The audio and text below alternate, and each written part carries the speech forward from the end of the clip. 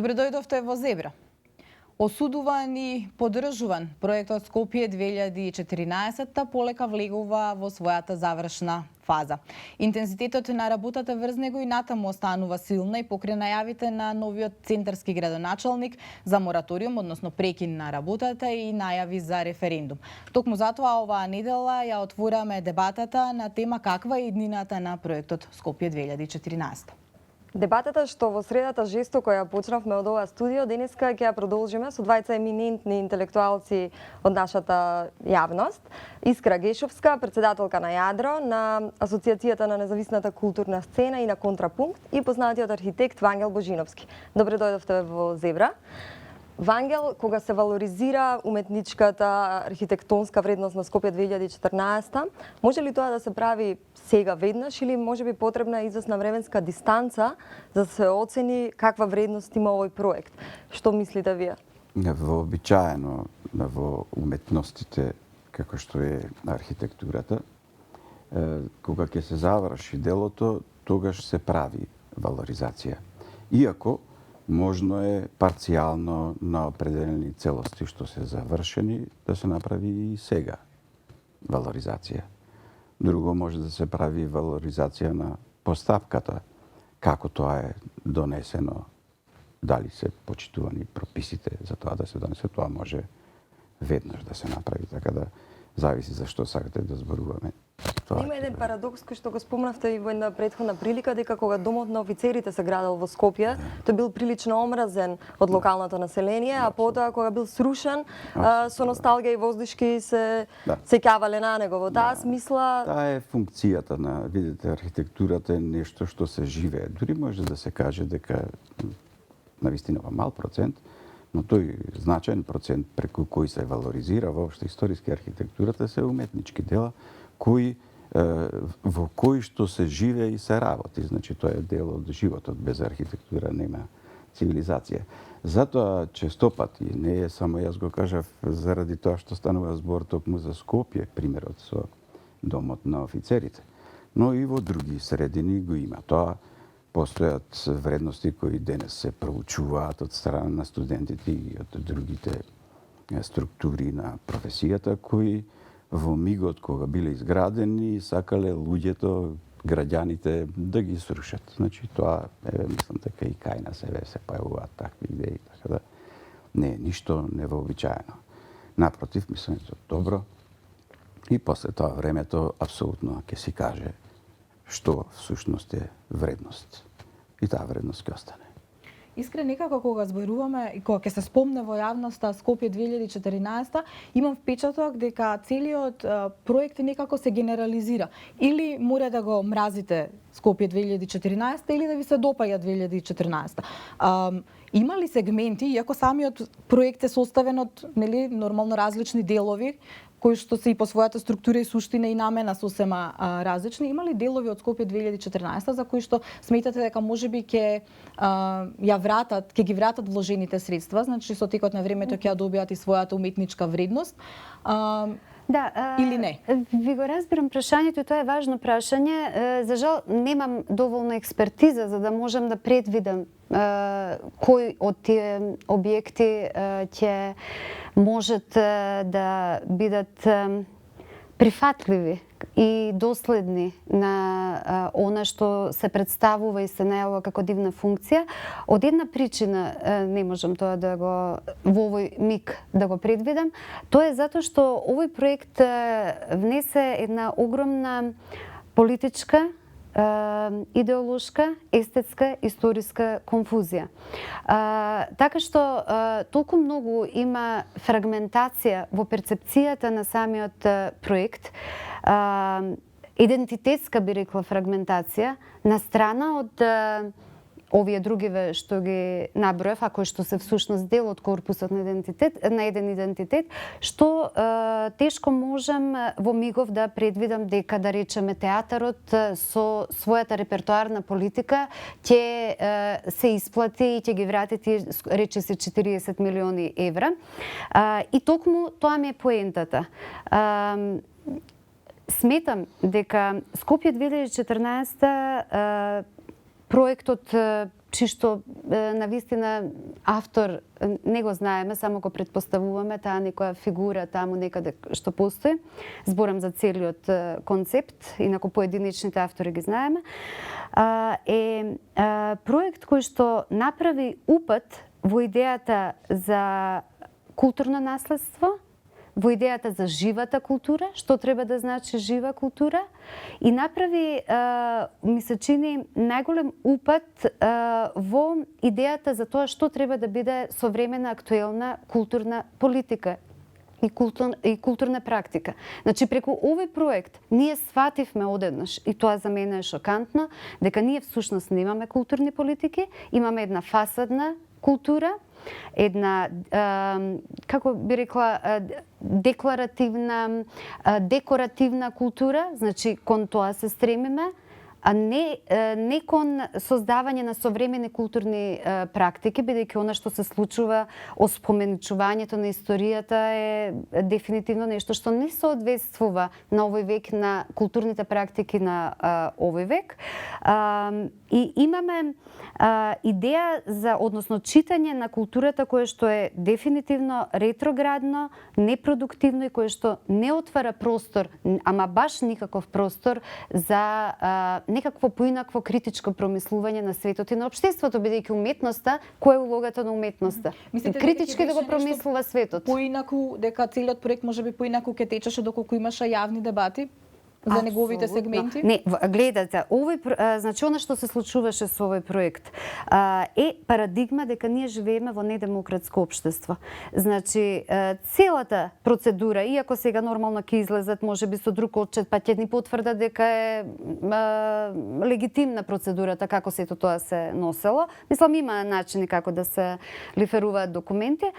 Значи, апсолутно имаме указ дека живееме во едно паноптикомско, што би рекол Фуко, општество, надгледувано, контролирано општество од еден центар, каде што нема ни Д од демократија, а камоли некаква дебата. Знаете, во поранешниот оцрнат систем, па дури таму има некои симулирани дебати за нешто.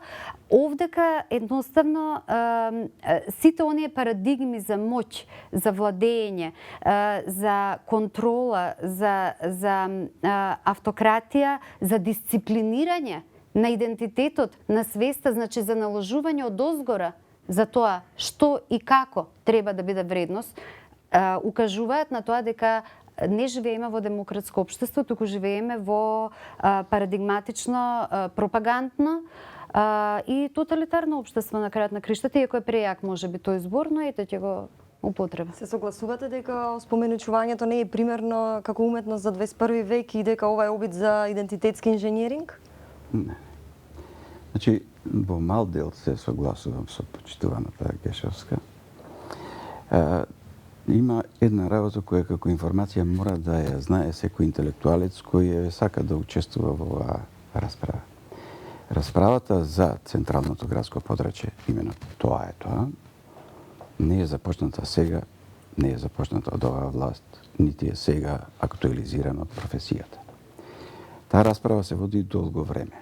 Ако сака некој да биде темелен, таа се води сега за уште една година, цели 100 години.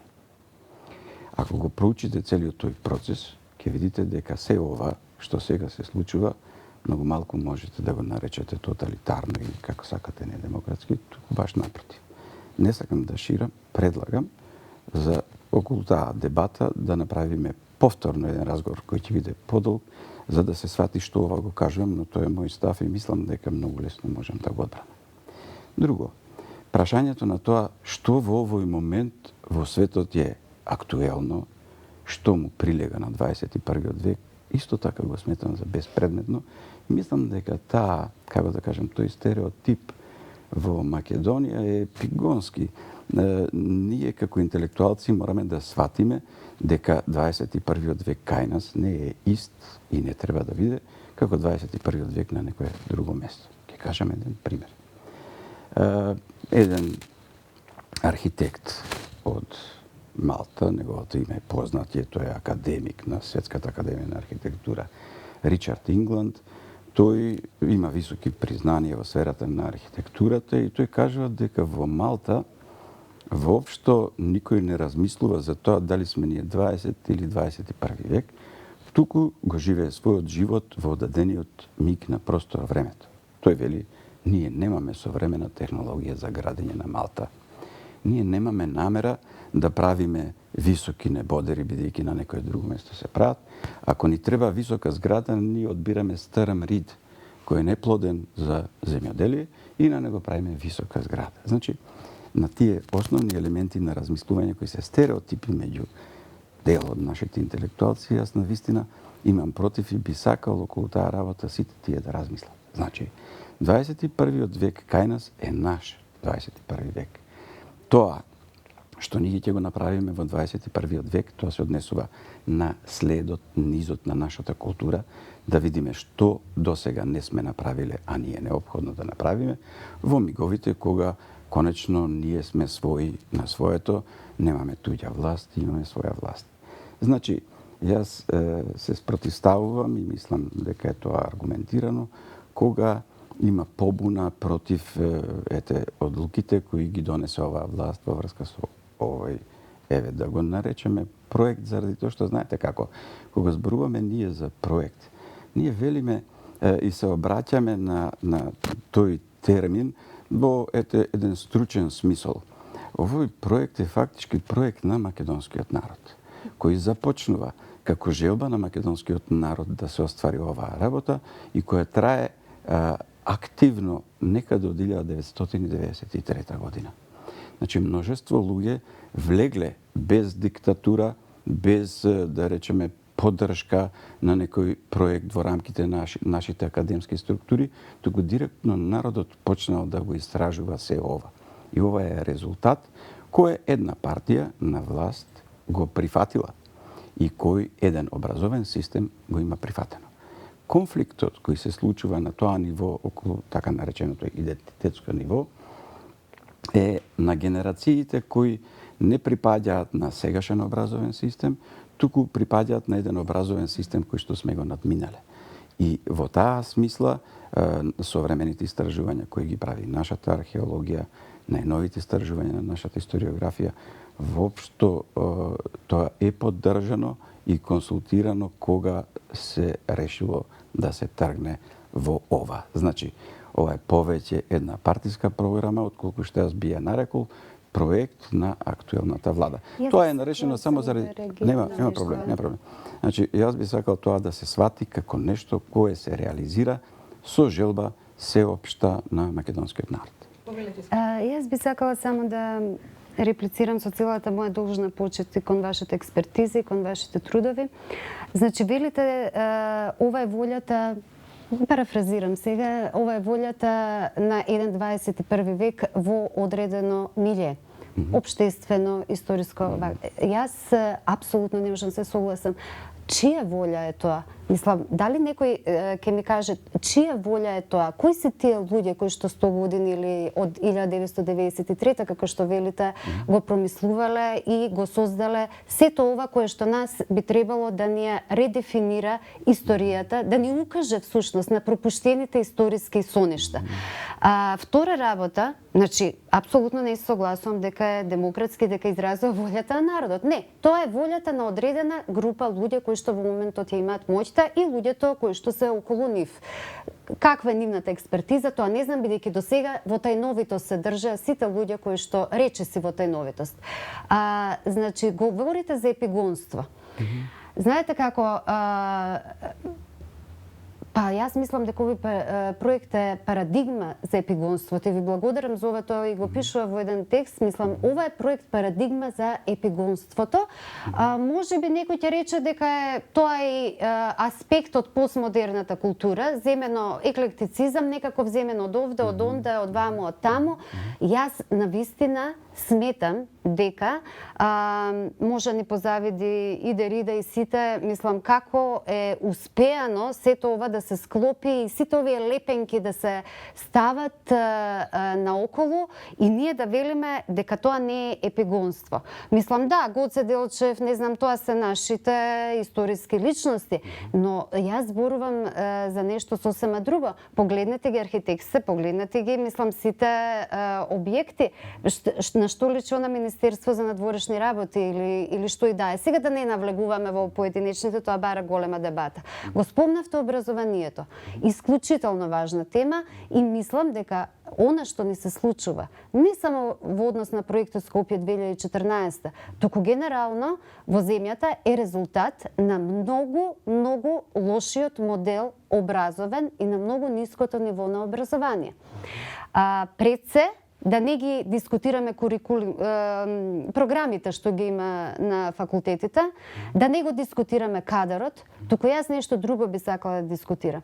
Значи, нашиот образовен систем, па следствено и нашата јавна сфера, таа е рефлексија на образовниот систем, создаваат поданичка свест, поданички втолпени луѓе. Како да ви кажам, мислам, нема доволно, значи не создава диалошка и критичка култура. Да имаше диалошка и критичка култура, може би ќе можевме да разговараме па што е добро, па што е лошо, па не знам што е ова што, но ја нема. Не постои и таа се повеќе се супресира. Се повеќе се оди на тоа, особено со воведувањето и на болонскиот систем, кој што е лагоден и за професорите и за студентите. Се повеќе се оди на тоа да се создаде некритичка, недиалошка, поданичка личност, која што е апсолутно нефункционална, ако сакате од Аристотеловите дефиниции па навака, нефункционална во една прогресивна историска рамка која што оди. Во овој контекст на образованието, сакав и пред малку да ве прашам, споменавте дека од кога ќе заврши проектот, значи тогаш како архитекти ќе го еволуирате целиот проект, значи сите негови вредности, мани, доблести и така натаму. Зошто тоа се прави на крајот, а не се прави во текот на проектот, за да може навреме да се реагира доколку, не знам сега, од експертски аспект нешто не е добро поставено, не е адекватно решено и во целиот овој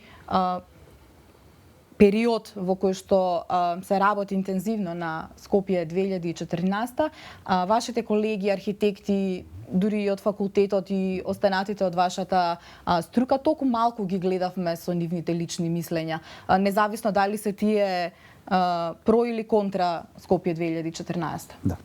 Значи, за вториот дел на прашањето. Дали е почитувана една демократска процедура да се дискутира по проектот пред да биде предложен да се реализира? Значи, во системот на избор на проект има една демократска процедура без оглед на тоа дали сте вие во каков и да е систем, тоталитарен или не, во професијата кај нас постои следно. Значи се објавува демократска институција конкурс. На тој конкурс се јавуваат различни мислења, значи тоа е една расправа.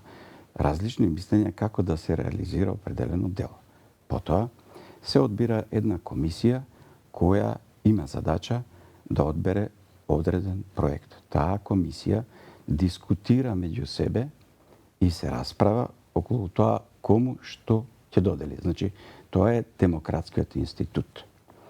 Во тој демократски институт, доколку речеме дека определен објект не е добар, а тоа кога ќе се заврши целата работа, сигурно и дека ќе излезе таква работа, тогаш потребно е да се види на кој начин и како дискутирале луѓето во комисијата при изборот.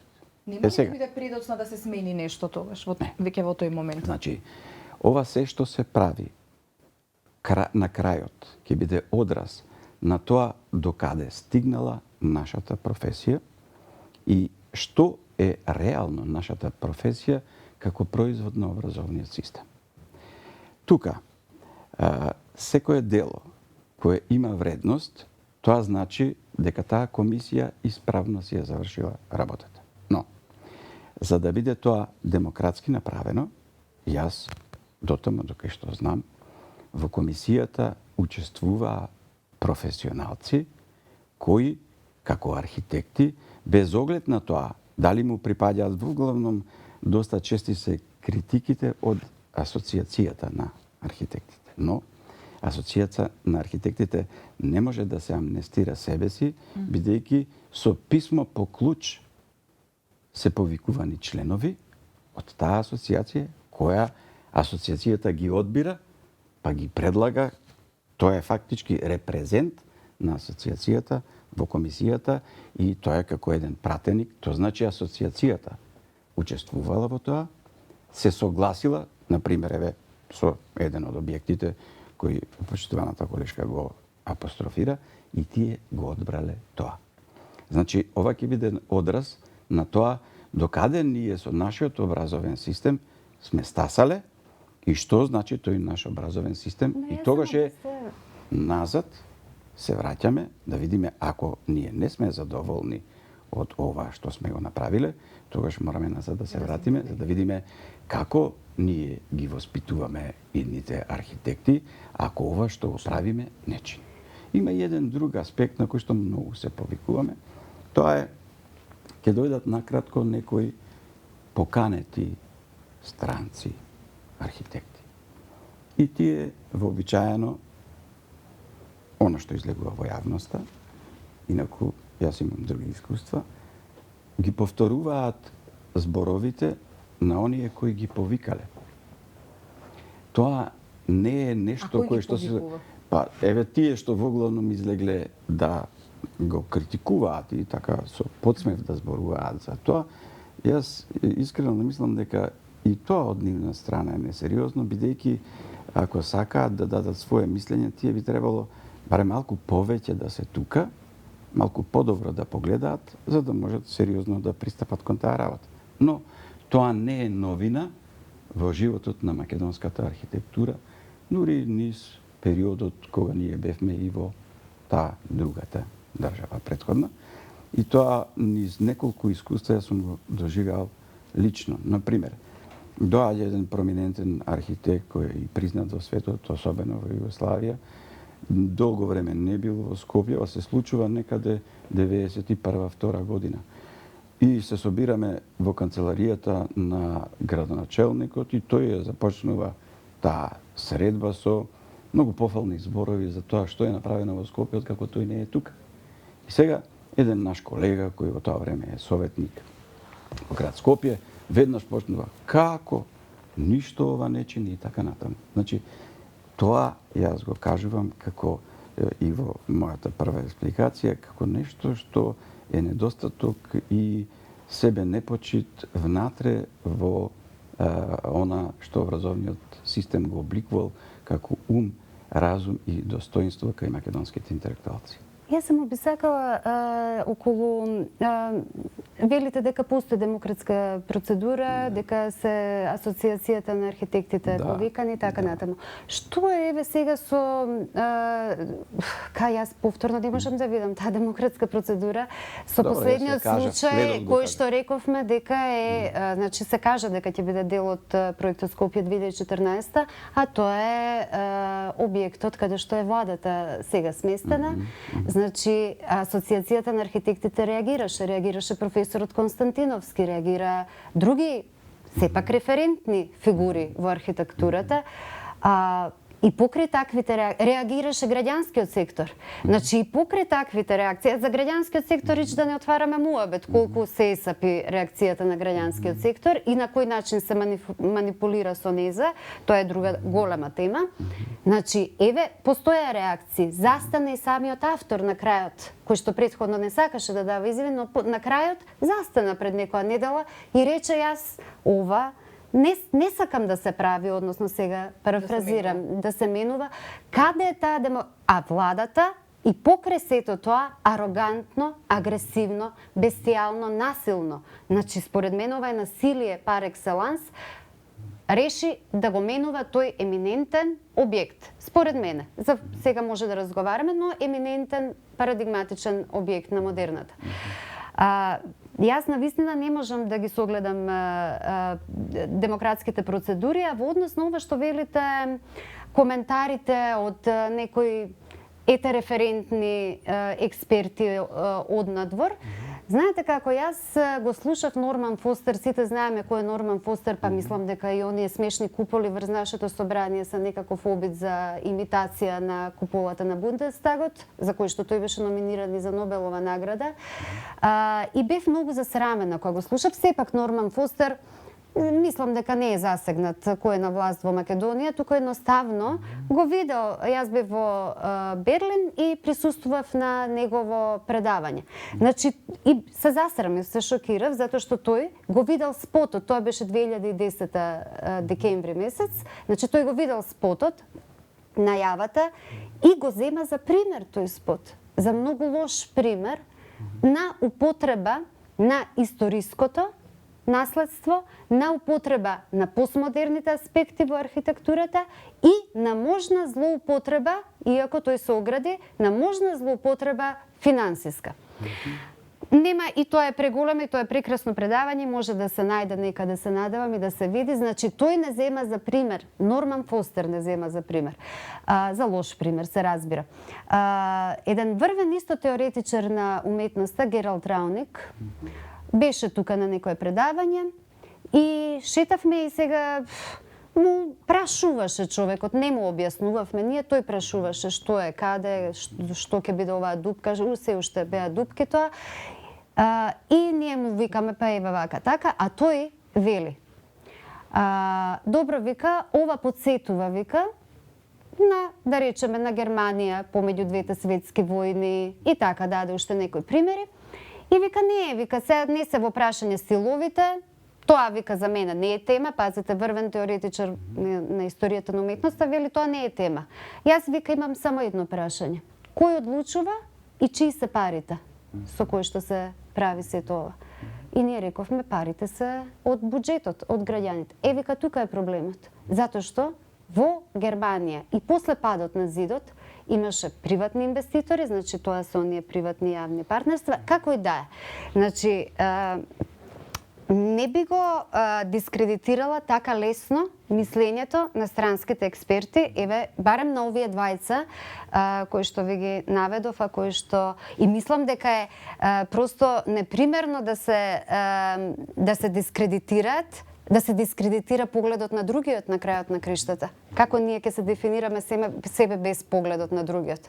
Погледот на другиот мора да се согласиме дека е доста проблематичен, а наше е да се замислиме над сето тоа. Се додека, знаете како вика Емил Сиоран, тешко е да се владее, а да не се направи злостор, но барем мора да се признае неправдата и да се признае неправдата владетелот што ја прави и да се признае дека тој најчесто влегува во морален калабалак. Значи, сметам дека некој ќе треба еднаш нешто да признае. Сосема за крај ве молам да реплицирате во интерес на времето. Јас во мојот пат низ архитектурата, како помлад, исто така носев низ образованието во одушевување за тоа што се случува на Запад и одев доста често таму. Во тие пригоди јас имав можност, да речеме, барем 10 од 20 врвни архитекти да имам личен контакт и низ тој личен контакт кој често пати не беше само во една средба. Добив еден впечаток дека сите големи се обични луѓе и тие вообичаено овде барем ги правиме преголеми отколку што се. Норман Фостер доби на конкурс за Берлинскиот Рајхстаг со една платнена завеса и чадор над срушениот Рајхстаг. Потоа го зеде владата како прва награден труд и му рече, ти нема да правиш ова, а ќе правиш друго. Така што Норман Фостер под диктат на германската влада го направи овој Рајхстаг и оваа купола. Значи го негираме квалитетот на Норман Фостер и неговото дело. Само го спуштам на едно ниво кое значи дека Норман Фостер е еднаков, иако тој спаѓа во еминентни архитекти, е еднаков по своите интелектуални можности за процена со некој кој навистина овде исто така добро се занимавал и ја пратил архитектура. А може би луѓето во владата германска имаат повеќе критериум. Верувам дека кога Норман Фостер или некој друг би имал и други информации. Знаете што? Ние одовде еманираме за Македонија дека тоа е едно вака место кое добро е што си тука, ама ти баш би било подобро да си надвор, и тоа одзрачува, и тоа се прави предолго време, и тоа секој го прифаќа како појдовна точка врз основа на искажувањето што ние, интелектуалците да се наречеме, го испраќаме надвор. Доколку не е така, јас имам друго искуство со исто така познати архитекти, на пример познатиот светски градител на болници Моше Зархи, тој беше наш гостин на Сојузот на архитектите на Македонија, и тој излезе одовде со само позитивна критика за Македонија, и воопшто тој доби една представа позитивна за Македонија. Верувам дека во телото на информации, кога тој би го имал за тоа што ние правиме со 2014, тој би имал критика, зашто јас имам критика за тој проект, односно не проект она што се реализира, но не би бил така слободен да критикува. Инаку, како да ви кажам, се случува, јас знам дека... Ама мора да бидеме слободни да критикуваме. Не, Ние страдаме во оваа земја од неслободата за критика. Ако некој критикувал, а исто така и во рамките на овој проект, јас себе си не се сметам за некој кој априорно брани се, и јас имам забелешки кон работите. Меѓутоа, ваков двиг, ваков начин за многу брзо време да се направи нешто за главниот град, за тој да стане главен град, досега никој не се осмели, и јас сум благодарен на овие луѓе кои моментално се на власт, што ова го направиле. И мислам дека низ време сите ќе бидеме благодарни, а се што не е како што треба, треба да се нотира и треба да се земат на одговорност тие кои во комисијата направиле таков избор. Не е тука виновен тој архитектот, него му ја дале можноста да направи. Тој направи толку колку што може. Неговата вина тој сам нека се ја носи. Меѓутоа, по мене не ја фокусирам како архитект. Не правам напад, ништо не сметам дека тука е некој виновен таму горе во врвовите. Таа комисија во која што биле тие луѓе кои го дале тој објект да се направи, тие треба да се повикаат и никогаш повеќе да не бидат во такви комисии. И да не бидат ни предложувани. Ви благодариме за оваа аргументирана дебата и што бевте дел од Зебра. На гледачите им благодариме што не следеа. Се гледаме во среда. Поздрав!